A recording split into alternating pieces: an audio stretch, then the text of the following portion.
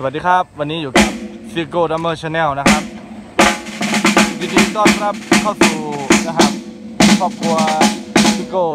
ดัมเมอร์ชาแนลนะครับสำหรับคนที่ดูคลิปนี้เป็นคลิปแรกนะครับก็อย่าลืมกดไลค์นะครับกดซับสไครต์นะครับที่ช่องให้ด้วยนะครับเป็นกำลังใจให้ช่องซิโก้ดัมเมอร์ชาแนลกับกองชุดใหม่ครับผมของอาจารย์ซิโก้นะครับผมกับชุดกองPDP รุ่น FS Series Made in China นะครับ FS Series นะครับเป็น Made in China นะครับรุ่นนี้นะครับของ PDP by DW นะครับกองอันดับต้นๆของโลกนะครับยี่ห้อ DW นะ วันนี้ทอม8นะครับเป็นของรูดวิกนะครับมีลายเซ็นของ PS วาเลนไทน์ด้วยนะครับเขียนให้มันอยู่ด้านในนะครับลายเซ็น PS มอบให้ฟิโก้นัมเบอร์ชาแนล PS วาเลนไทน์บูชามาเพิ่งเอามาใช้นะครับเป็นงานที่2ที่3นะครับงานแรกก็ ยิงกันนะ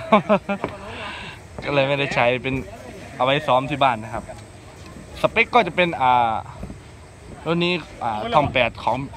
รูดวิกจะเป็นเลือกกระเดือง8คูณ7ตัวกระเดืองตัวไหนครับแล้วก็10คูณ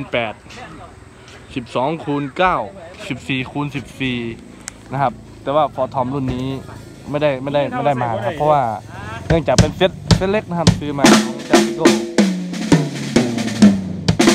เดี๋ยวพามาดูอุปกรณ์ข้างบนกันนะครับมาดูซาวเสียงข้างบนนะฮะอันแรกนะครับมุมด้านบนสว่างไหมครับจะมืดนิดนึงครับเสียงทอม8ครับสำหรับหนังที่ใช้ก็จะเป็น Limo USA นะครับน่าจะเป็นซินไซด์นะครับยังไม่ออกเท่าไหร่ครับยังอั้นครับยังมันอั้นเป็นยังไงบ้างครับเสียงนะครับร่วมติชมคอมเมนต์มาได้เลยนะครับว่าเสียงเป็นจังไดมวนบอเคียงอีกบอเนี่ยบอนะครับคอมเมนต์มาเลยนะครับบอสิเป็นคอมเมนต์ให้กำลังใจหรือว่าซื้อคอมเมนต์เกลียนๆนะครับคอมเมนต์ได้นะครับเดี๋ยวแอดมินมันนะครับต่อไปนะครับทอม8มันก็จะอันนิดนึงกองบริจูนนะครับเอามางานนี่สดๆเลยนะครับ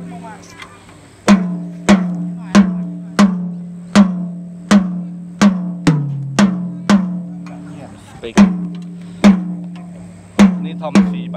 กับกองเซตใหม่เอ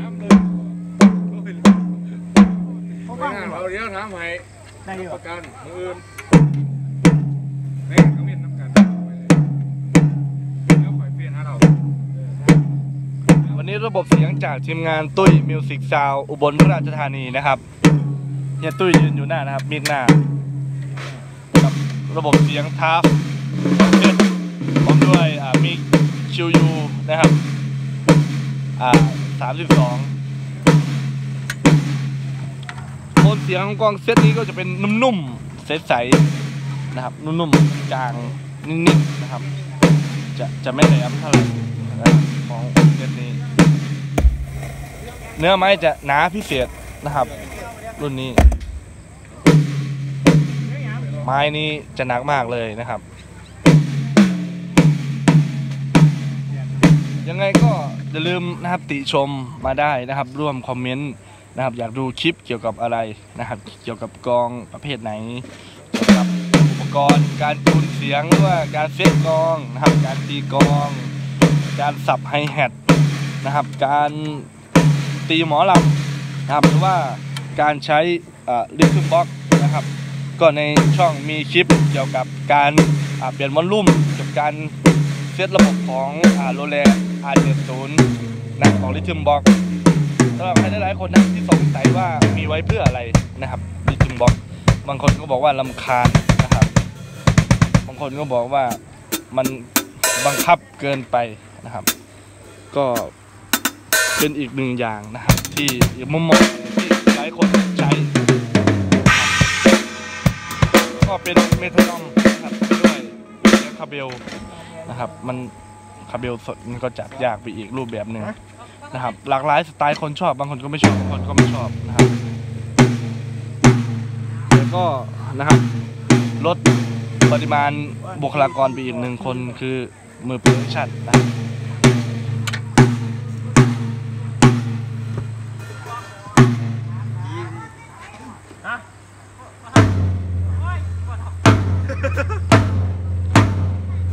โฟตัวโฟต้องยืนไว้มันตีอยู่เนาะด้วยนี่มันท่านตีอยู่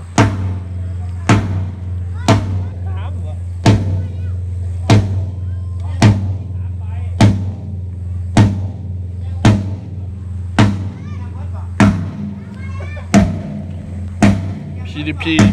FS Series Made in China โทนสีแล้วก็เป็นสีลายไม้ธรรมชาติ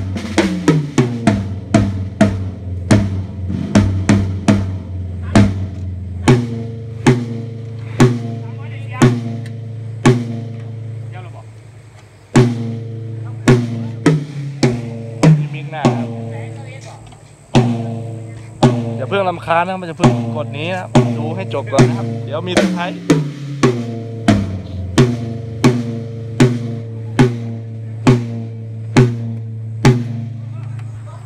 ให้ดูการทำงานนะครับบนเวทีเกี่ยวกับการเซตกองกับการตั้งค่ากับการก่อนทดสอบงานสแนร์ตัวนี้เป็นสแนร์ของทาม่านะครับ14x8ลึกยาวใหญ่กันเลยทีเดียวนะครับสำหรับสแนร์ตัวนี้ไฮแฮทก็เป็น ZBT ของซิลเจียนนะครับซิลเจียนก็เป็นรุ่นเก่าๆแล้วนะครับเป็นรุ่นนานๆเป็นโลโก้แบบ ZBT ตัวใหญ่ๆนะครับตัวเดิมๆก็มีหลายรุ่นนะครับสกีพาเอียงก็ดีพาแทงเครื่องมื่นยี่แห่ครับพี่บ่ครับไม่ใช่เนี่ยฮะเอาทีมบ่นี่มันยัดว่าหรอเอาเนี่ยนี่มันยัดไม่ยืนหรอไม่ยืนหรอแล้วก็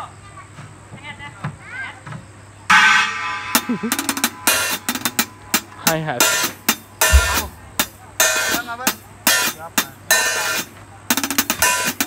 พี่ดิบมุนหน่อยมาตรฐานครับขอบคุณนะครับช่างประจำมือกองนะครับป้าเจิดหากป้าเจิดได้ดูคลิปนี้แล้วก็ขอขอบคุณมาณที่นี้ด้วยนะครับผม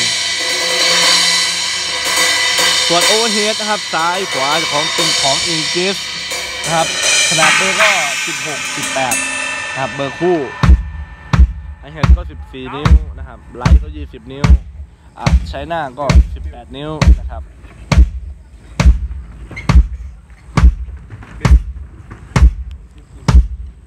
เดี๋ยวจะพาไปฟังซาวเสียงด้านหน้าเวทีกันนะครับว่าระบบเสียงPA ด้านหน้าของทีมงานตุ้ยซาวจะกระแทกตับแค่ไหนครับผมอย่าลืมกดไลค์ให้ผมด้วยนะครับผมงานก่อนจะเข้า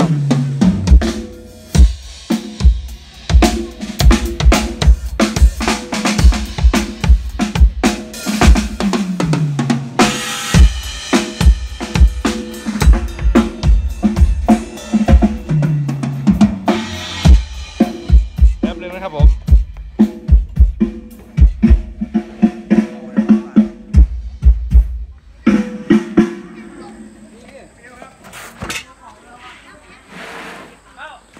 กับทีมงานตุ้ยมิวสิกซาวด์นะครับของอุบลราชธานี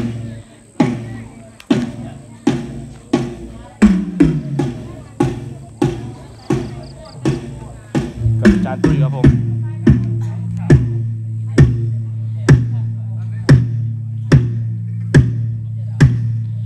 ไม่ใช่แอปเกมนะครับผมนี่คือแอป QU ครับผมดูนกลองครับผมกำลังขั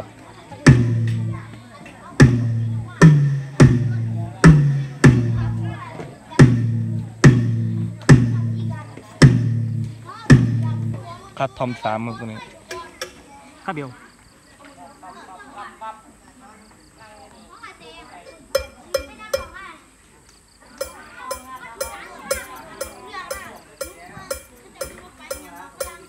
เย็นเบาป่ะ เดี๋ยวเล่นกันสำหรับคนฟังภาษาเราไม่รู้เรื่องกดซ้อนครับผม กำลังคัดนะครับเราจะคัดโลไว้ที่ 0.8 นะครับ 045 062 781 ครับผมทำเพื่อบ่ถึง นะครับสำหรับสไตล์การคัดของระบบเสียงที่มันตุ้ยเสาบนราชธานีนะครับ เฮ้ย อ้าว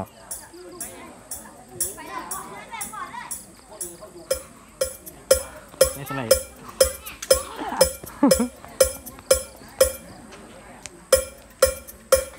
ว่างยากันหน่อยประยัด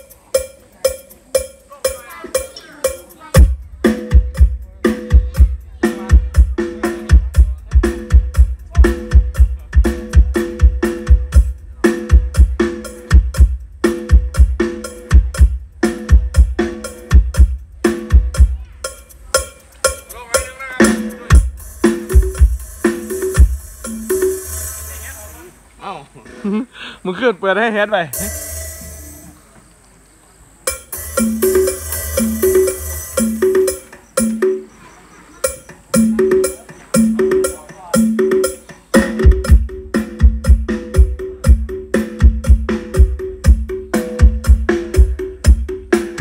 ซาวด์เช็คกองครับผม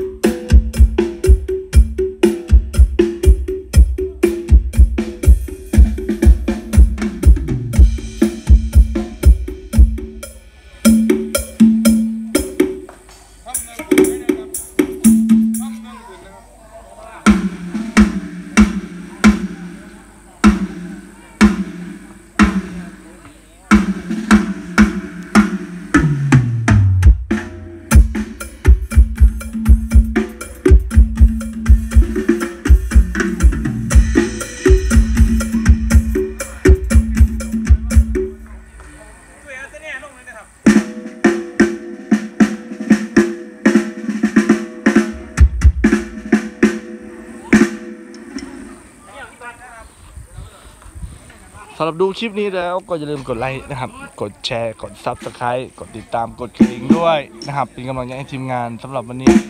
ก็ไม่มีอะไรมากมายนอกจากคลิปนะครับเกี่ยวกับนะครับเรื่องของกองนะครับในวันนี้ที่นำเสนอไปนะครับผิดพลาดประการใดกับขอโทษขออภัยไว้ด้วยนะครับอย่าลืม